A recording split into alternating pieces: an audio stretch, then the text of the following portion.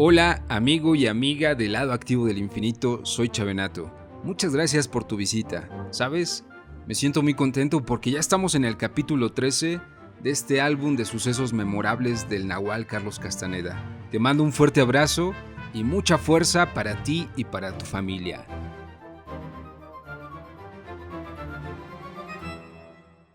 Hoy te presento Viajes por el oscuro mar de la conciencia. Ya podemos hablar más claramente acerca del silencio interno, dijo don Juan. Su declaración era tan incongruente que me sorprendió.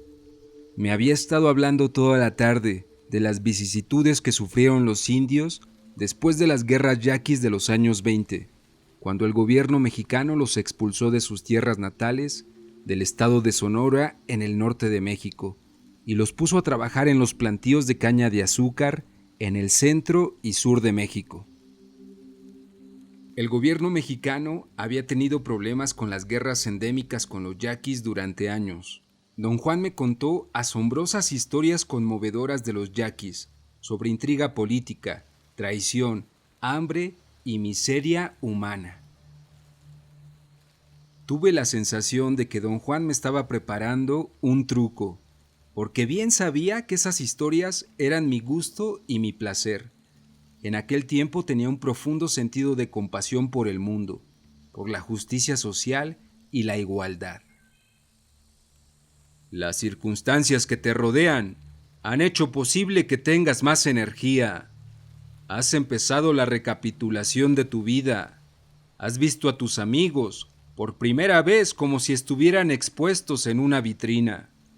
Llegaste al punto de romper con todo, solo, impulsado por tus propias necesidades. Cancelaste tu negocio y, sobre todo, has acumulado bastante silencio interno. Todo esto hace posible que hagas un viaje por el oscuro mar de la conciencia. El encuentro que tuvimos en aquel pueblo que seleccionamos fue tal viaje, continuó. Sé que una pregunta crucial casi salió a la superficie, y por un instante dudaste que de veras había ido yo a tu casa. Mi visita no fue para ti un sueño. Yo era real de carne y hueso. No. Tan real como se puede ser, le dije. Me había olvidado casi por completo de aquellos sucesos, pero recordaba que me pareció extraño que hubiera encontrado mi apartamento. Sin embargo, lo había pasado por alto al simplemente deducir que le había pedido a alguien mi nueva dirección, aunque si me lo hubieran preguntado, no habría podido dar con nadie que supiera dónde yo vivía. Vamos a aclarar esto.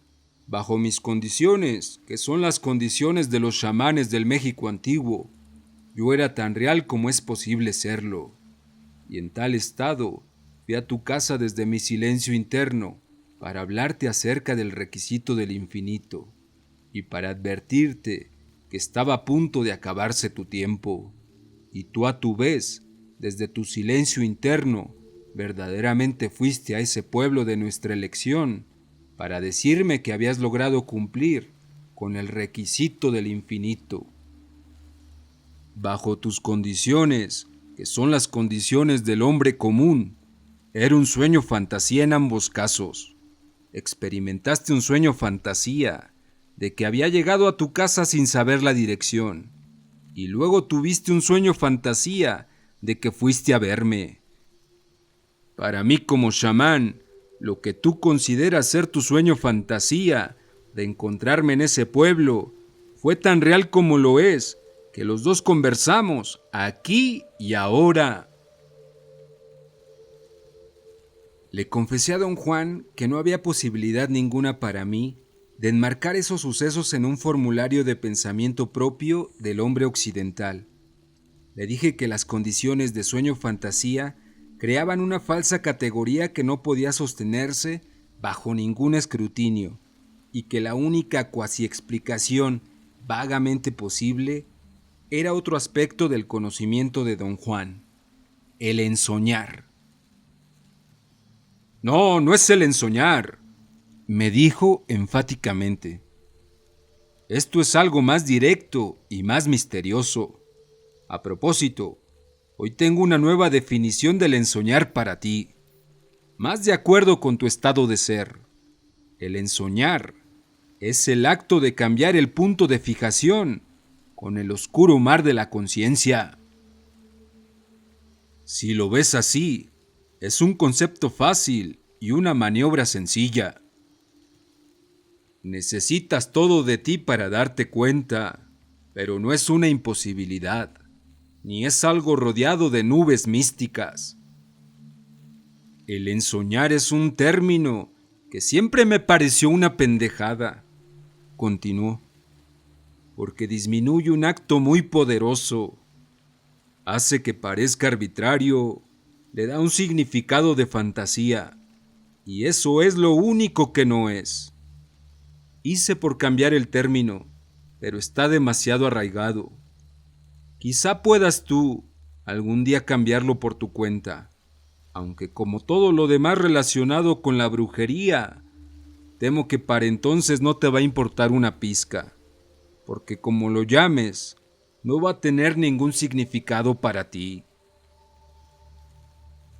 Don Juan me había explicado largamente durante el tiempo que lo había conocido que el ensoñar era un arte descubierto por los chamanes del México antiguo, por medio del cual los sueños comunes y corrientes se transformaban en auténticas entradas a otros mundos de la percepción.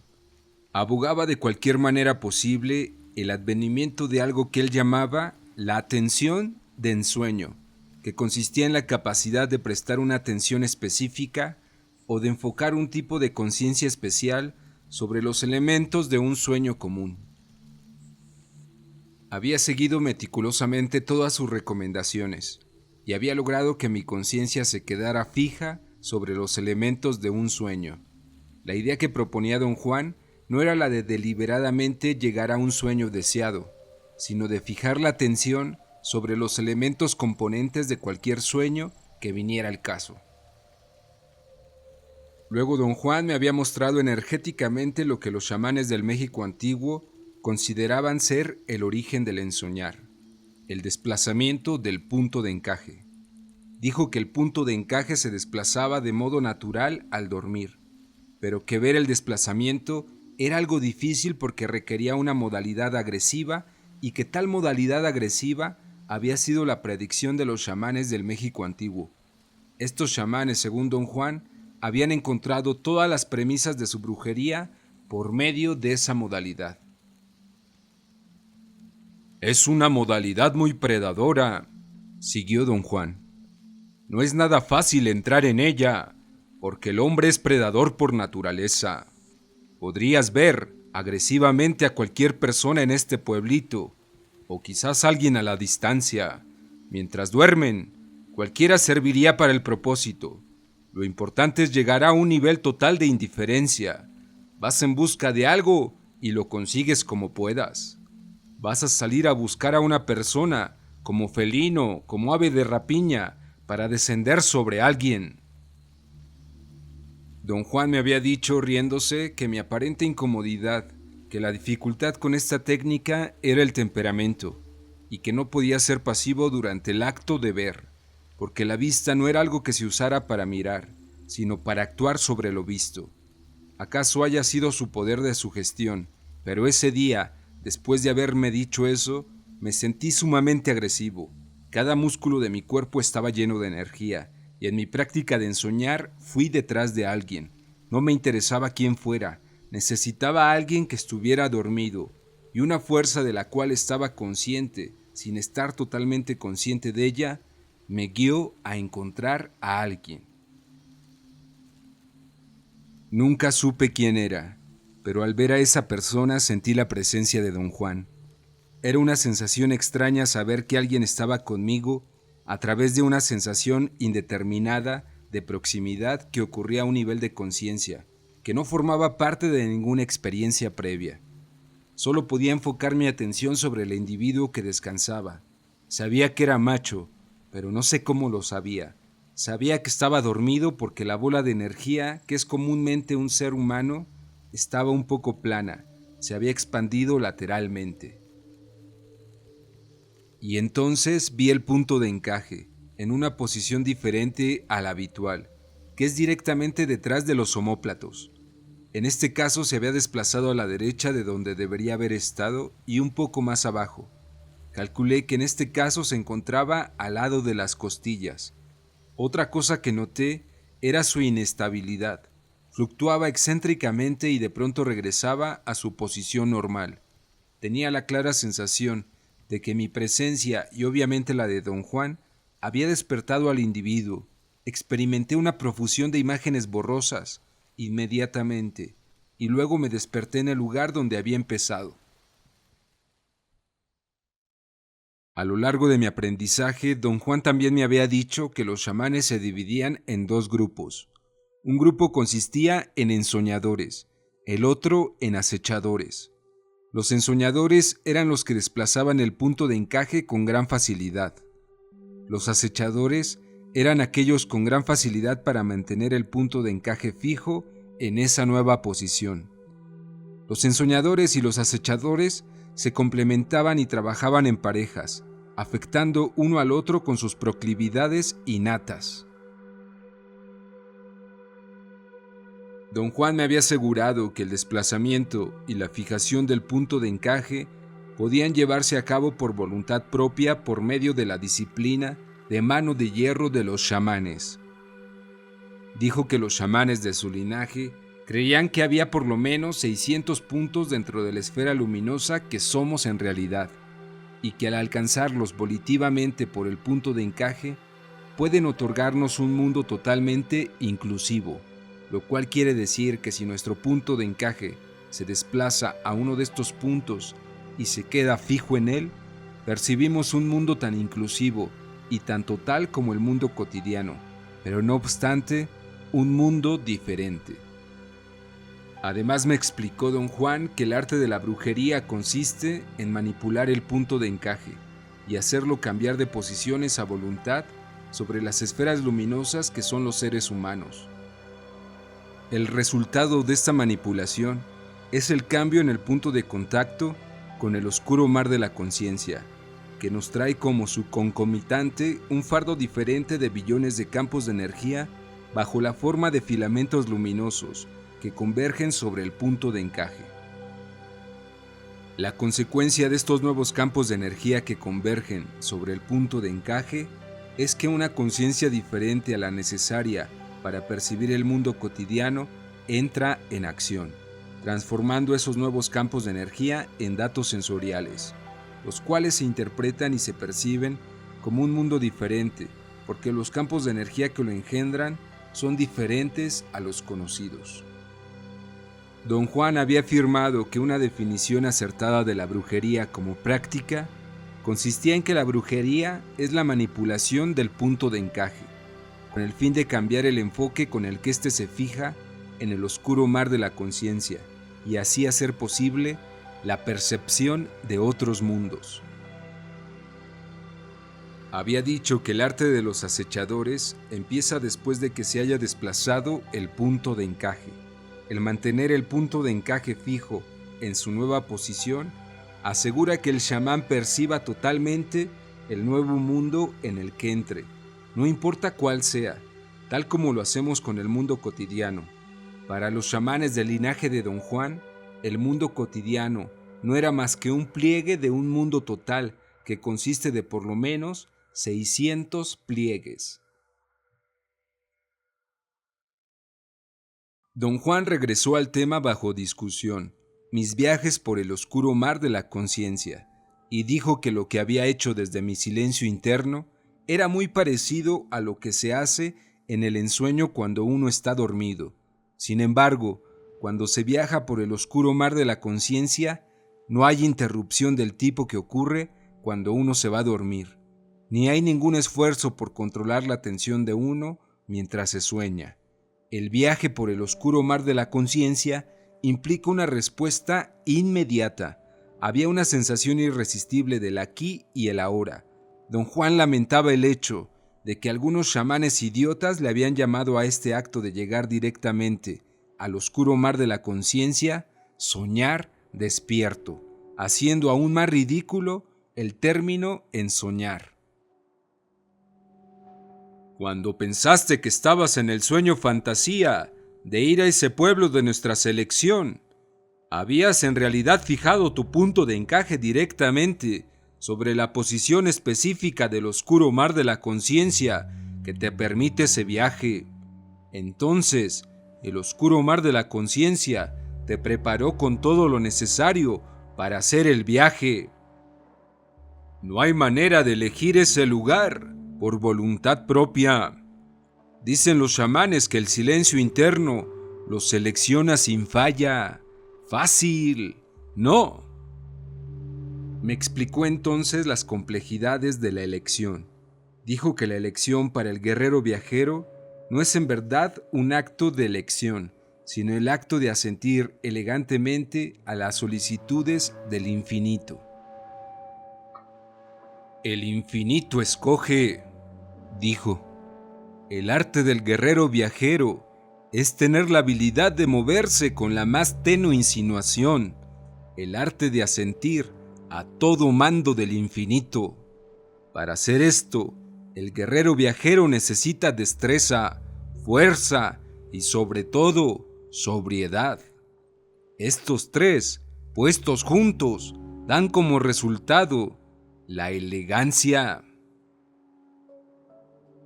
Después de un momento de pausa, regresé al tema que más me intrigaba.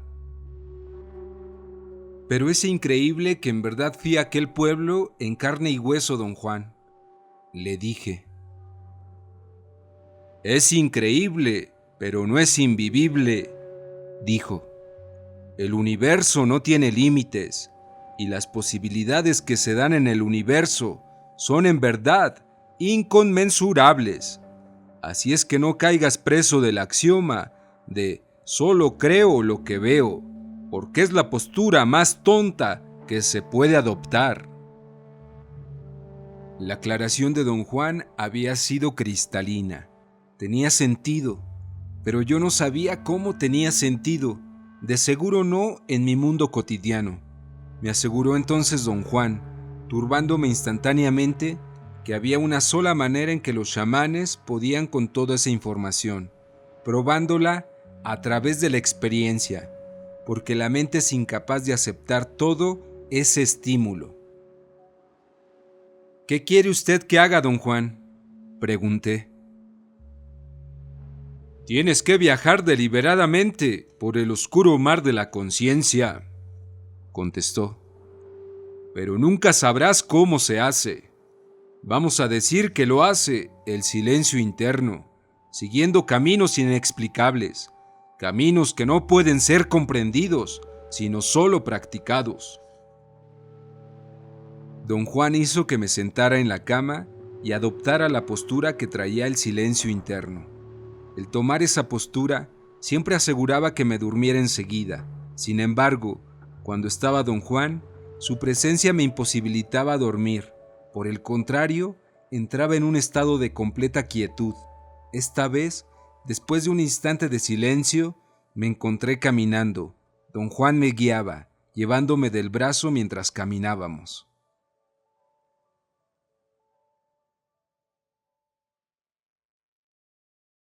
Ya no estábamos en su casa. Caminábamos por un pueblo yaqui donde nunca había estado. Sabía que existía el pueblo, había estado en sus alrededores muchísimas veces, pero había tenido que alejarme por la hostilidad tan aparente de la gente que lo rodeaba. Era un pueblo donde resultaba imposible que entrara un extraño. Los únicos que tenían acceso libre a este pueblo, y que no eran yaquis, eran los supervisores del Banco Federal. Simplemente porque eran los que le compraban las cosechas a los agricultores yaquis. Las negociaciones interminables de los agricultores yaquis giraban alrededor de conseguir dinero por adelantado de los bancos sobre la base de futuras cosechas, un proceso de cuasi especulación. Reconocí instantáneamente el pueblo a través de las descripciones de quienes allí habían estado. Como para acrecentar mi asombro, don Juan me dijo al oído que estábamos en ese pueblo yaqui. Quería preguntarle ¿Cómo habíamos llegado ahí? Pero no podía articular las palabras. Había un gran número de indios, hablando en voces alteradas. El enojo se acrecentaba. No entendía ni pizca de lo que estaban diciendo, pero al momento que concebía yo un pensamiento, algo se aclaraba. Era como si esparciera más luz sobre la escena. Las cosas se definieron y se ordenaron, y comprendí lo que decía la gente, aunque no sabía cómo, no hablaba su idioma. Las palabras me eran comprensibles sin ninguna duda, no una por una, sino en unidades, como si mi mente pudiera recoger esquemas totales de pensamiento. Podría decir con toda sinceridad que tuve el susto de mi vida, no tanto porque comprendiera lo que decían, sino por lo que estaban diciendo. Esta gente era de veras beliciosa, de ninguna manera podían considerarse hombres occidentales. Sus propósitos eran conflictivos, de tácticas de guerra, de estrategia. Estaban midiendo su fuerza, sus recursos de ataque, y lamentando que no tenían la potencia de atacar. Sentí en mi cuerpo la angustia de su impotencia. Contaban solo con piedras y palos para luchar contra armas de alta tecnología. Lamentaban el hecho de carecer de líderes. Codiciaban más de lo que pudiera uno imaginar la presencia de un luchador carismático que pudiera unirlos. Oí entonces la voz del cinismo. Uno de ellos expresó una idea que devastó a todos de igual manera, a mí también porque yo parecía ser parte indivisible de ellos. Dijo que estaban vencidos sin salvación alguna, porque si en un momento debido cualquiera de ellos tuviera el carisma de levantarse y unirlos, sería traicionado a causa de la envidia, los celos y los malos sentimientos. Quería hacerle un comentario a don Juan sobre lo que me sucedía, pero no podía articular una sola palabra. Don Juan era el único que podía hablar. El ser mezquino no se limita a los yaquis, me dijo al oído. Es una condición en que está atrapado el ser humano, una condición que ni siquiera es humana, sino que se impone desde afuera. Sentía que la boca se me abría y cerraba involuntariamente al esforzarme, desesperadamente a hacer una pregunta que ni siquiera podía concebir. Mi mente estaba vacía, sin pensamiento alguno. Don Juan y yo estábamos en medio de una rueda de gente, pero ninguno de ellos se había percatado de nosotros. No noté ningún movimiento, reacción o mirada furtiva que indicara que estaban conscientes de nosotros. Un instante después, me encontré en un pueblo mexicano, construido alrededor de una estación de ferrocarril, un pueblo que quedaba aproximadamente a 2 kilómetros de donde vivía don Juan. Estábamos don Juan y yo en medio de la calle junto al banco del gobierno. Inmediatamente después, vi una de las cosas más extrañas que atestigué en el mundo de don Juan. Veía energía tal como fluye en el universo, pero no veía a los seres humanos como gotas de energía esféricas o alargadas. Las personas que me rodeaban eran por un instante seres normales de la vida cotidiana y un instante después eran criaturas extrañas. Era como si la bola de energía que somos fuera transparente, un halo rodeando un núcleo como de insecto. Este núcleo no tenía forma de primate, no había esqueleto, no estaba viendo a la gente como si tuviera visión de rayos X, que penetrara el núcleo hasta el hueso. En el corazón núcleo de esa gente había más bien formas geométricas, de lo que parecían ser vibraciones duras de materia. Ese núcleo era como las letras del alfabeto. Una T mayúscula parecía ser el soporte principal. Una gruesa letra L invertida estaba suspendida delante de la T. La letra griega delta llegaba casi hasta el piso y estaba al final de la barra vertical de la T y parecía ser el soporte para la estructura entera. Encima de la letra T vi una hebra como de cuerda, de unos 3 centímetros de grosor. Pasaba por encima de la esfera luminosa, como si lo que estaba viendo fuera una cuenta gigantesca que colgaba desde arriba como un colgante de piedras preciosas. Una vez Don Juan me había presentado una metáfora para describir la unión energética entre hebras de seres humanos. Dijo que los chamanes del México antiguo describían estas hebras como una cortina hecha de cuentas ensartadas en un hilo. Había tomado esta descripción literalmente y pensaba que el hilo pasaba por la conglomeración de campos energéticos que es lo que somos, de pies a cabeza. El hilo atado que estaba viendo hacía que la forma redonda de los campos energéticos de los seres humanos más bien parecía un colgante. No vi, sin embargo, a otra criatura atada a ese mismo hilo.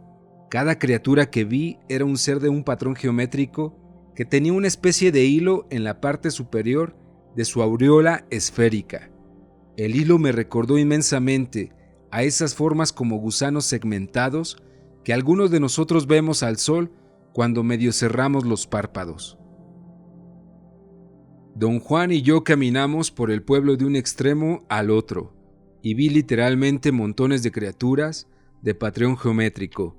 Mi aptitud de verlos era inestable al extremo. Los veía por un instante y luego los perdía de vista y me enfrentaba con gente normal. Pronto me fatigué y solo podía ver gente normal. Don Juan dijo que era tiempo de regresar a casa, y otra vez algo en mí perdió su sentido normal de continuidad. Me encontré de nuevo en casa de Don Juan, sin la menor noción de cómo había cruzado la distancia desde el pueblo a la casa. Me acosté en mi cama y desesperadamente traté de recordar, de evocar a mi memoria, de llegar hasta el fondo de mi propio ser para encontrar la clave de cómo fui al pueblo yaqui y al pueblo de la estación del ferrocarril. No creía que fueran sueños fantasías, porque las escenas tenían demasiados detalles para no ser reales, y a la vez no era posible que lo fueran. «Estás perdiendo el tiempo»,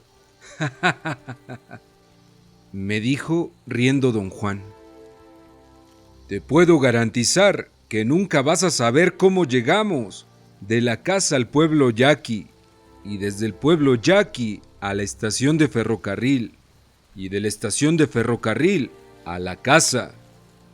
Hay una ruptura en la continuidad del tiempo. Es lo que hace el silencio interno». Me explicó con gran paciencia que la brujería es la interrupción de ese fluir de continuidad que hace el mundo comprensible para nosotros. Comentó que había viajado ese día por el oscuro mar de la conciencia y había visto a la gente como es, involucrada en sus asuntos, y que entonces había visto la cuerda de energía que ata ciertos seres humanos entre sí y que había seleccionado esos aspectos por el acto de haberlo intentado.